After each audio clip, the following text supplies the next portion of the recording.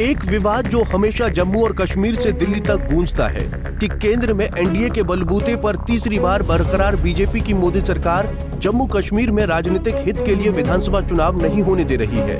लेकिन अब इस विवाद पर पूर्ण विराम लगता नजर आ रहा है।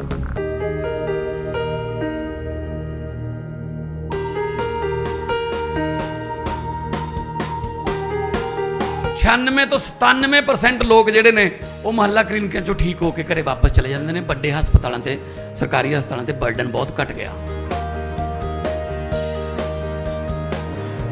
ਟੈਸਟ ਹੁੰਦੇ ਨੇ, ਅੱਜ ਬਲੱਡ ਟੈਸਟ ਲੈ ਲਿਆ, ਕੱਲ ਨੂੰ ਤੁਹਾਡੇ ਫੋਨ ਤੇ ਆ ਜਾਊਗਾ, ਉਹ ਤੋਂ ਬਾਅਦ ਤੁਹਾਨੂੰ ਰਿਕਮੈਂਡ ਕਰ ਦਿੱਤਾ ਜਾਊਗਾ ਜੇ ਜਿੱਥੋਂ ਇੱਥੇ ਹੋ ਸਕਦਾ ਹੈ ਦਵਾਈ ਹੈਗੀ ਤਾਂ ਠੀਕ ਹੈ, ਨਹੀਂ ਤੁਹਾਨੂੰ ਅਸੀਂ ਰੈਫਰ ਕਰ ਦਾਂਗੇ ਕਿ ਉੱਥੋਂ ਦਵਾਈ ਲੈ।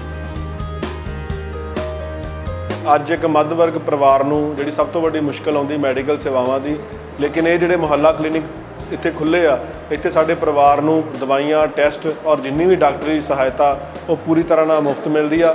ਔਰ ਮੈਂ ਪੰਜਾਬ ਸਰਕਾਰ ਦਾ ਔਰ ਮੁੱਖ ਮੰਤਰੀ ਸਾਹਿਬ ਦਾ ਧੰਨਵਾਦ ਕਰਨਾ ਚਾਹੁੰਦਾ ਇਸ ਵਾਸਤੇ।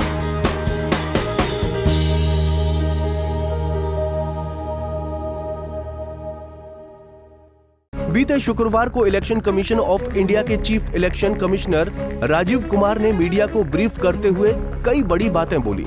उन्होंने कहा कि सभी राजनीतिक पार्टियां जम्मू कश्मीर में जल्द विधानसभा चुनाव कराने के पक्ष में हैं। अब राज्य को निर्वाचित सरकार देकर आगे बढ़ाने का वक्त आ गया है। इसके अलावा सीईसी ने कहा कि वो जम्मू कश्मीर के चुनाव पर किसी की भी बुरी नजर नहीं पड़ने देंगे। आपने जो बुनियाद बनाई है अब उस पर बुलंद इमारत सजानी है, नई मंजिलें, नए आसमान को पाना है और गोया समय अब आ गया है। और कोई भी अंदरूनी ताकत या बाहरी ताकत अगर दखल अंदाजी करके सोचती है कि हम चुनावों को डिरेल कर सकते हैं तो नहीं कर सकते।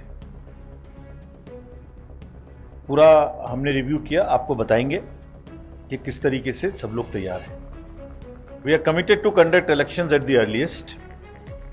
We are sure people of J&K will give a befitting response to disruptive forces और आप लोगों का जो उमंग, उत्साह और उम्मीद के साथ अपनी भागीदारी जब भी चुनाव डिक्लेयर होंगे उस समय में करेंगे। मैं आपके माध्यम से सबको बताऊंगा कि कल हमने क्या किया, पॉलिटिकल पार्टीज से मिले, क्या बातें हुई।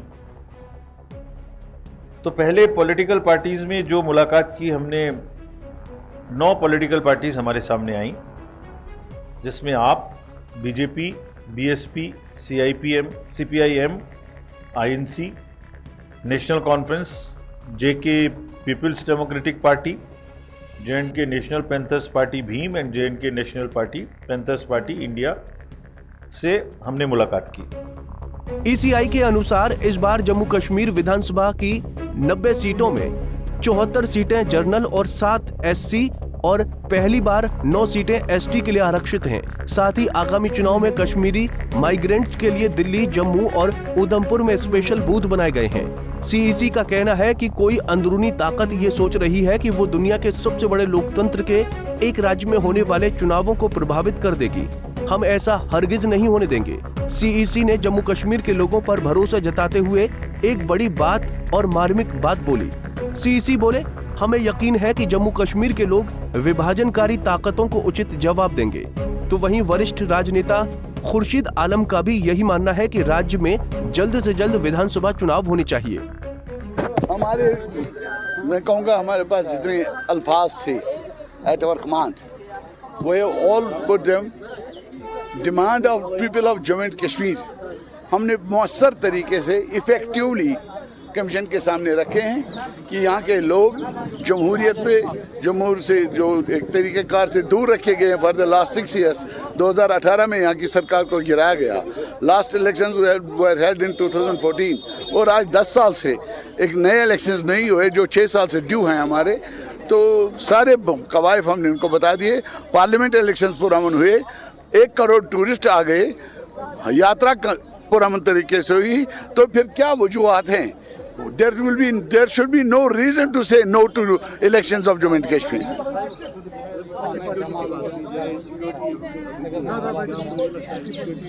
देखिए 96 से हालात खराब तो नहीं है। हमारे 1 करोड़ लोग यहाँ पे आ गए, जैसे गवर्नमेंट का दावा है 1 करोड़ सयाह टूरिस्ट यहाँ आ गए, अमन आराम से अपने घरों को चले गए। पार्लियामेंट इलेक्शंस हुए, पुरअमन तरीके से हुए, हमारी यात्रा पुरअमन तरीके से हुई। फिर लॉ एंड ऑर्डर के नाम पे कौन सा बहाना हो सकता है? ग्राउंड की तीन मिसालें मैंने कमीशन को दे दी, 3 मिसालें, एक पार्लियामेंट्री इलेक्शंस, एक 1 करोड़ टूरिस्ट, एक हमारी यात्रा पुरअमन, और उससे ज्यादा क्या सबूत हो सकता है कि हालात ठीक है? आई बिलीव जो हमने रिक्वेस्ट करी है, जो हमने दलाइल उनके सामने रखे हैं, मुअस्सर तरीके से जो हमने दलाइल अपने प्रेसिडेंट महबूबा मुफ्ती की तरफ से जानिब से उनको दिए हैं, I believe they were impressed हैं और चाहते हैं कि जम्मू कश्मीर के इलेक्शंस हों। गौरतलब है कि इलेक्शन कमीशन ऑफ इंडिया के 3 मेंबर्स की टीम 2 दिन के जम्मू कश्मीर के दौरे पर है। बीते गुरुवार को इलेक्शन कमीशन के साथ रीजनल और नेशनल पार्टियों से मीटिंग भी हुई। इस मीटिंग में पार्टियों ने जल्द चुनाव कराने की मांग की थी। बता दें कि इलेक्शन कमीशन ऑफ इंडिया की तत्परता इस बात का भी सबूत है कि दिसंबर 2023 में देश की सर्वोच्च अदालत ने केंद्र शासित प्रदेश जम्मू कश्मीर में 30 सितंबर 2024 तक विधानसभा चुनाव कराने के कड़े निर्देश दिए थे। Direct elections to the legislative assemblies, which is one of the paramount features of representative democracy in India, cannot be put on hold until statehood is restored.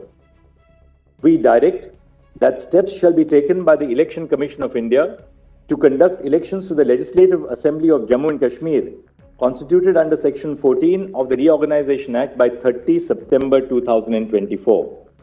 Restoration of statehood shall take place at the earliest and as soon as possible. बहरहाल CEC Rajiv Kumar ने जम्मू कश्मीर के सबसे अहम मुद्दे, उसके बढ़ते घटते पनपते आतंकवाद पर भी एक पैनी नजर डाली है और स्थिति को एकदम स्पष्ट करते हुए कहा कि जम्मू कश्मीर में मौजूदा समय में 90 विधानसभा सीटें हैं, जिसके लिए सुरक्षा बलों की 900 कंपनियों की जरूरत होगी, जो सिर्फ प्रत्याशियों को सुरक्षा देगी। इसके अतिरिक्त मतदान केंद्र और पार्टी के वरिष्ठ नेताओं आदि की सुरक्षा में भी बड़े पैमाने पर सुरक्षा बलों की तैनाती की जरूरत होती है। वहीं कयास लगाए जा रहे हैं कि सब कुछ ठीक रहने पर इलेक्शन कमीशन ऑफ इंडिया 15 अगस्त के बाद कभी भी जम्मू कश्मीर में चुनावी कार्यक्रम की घोषणा कर सकता है। Bureau report, Punjab Kesari TV.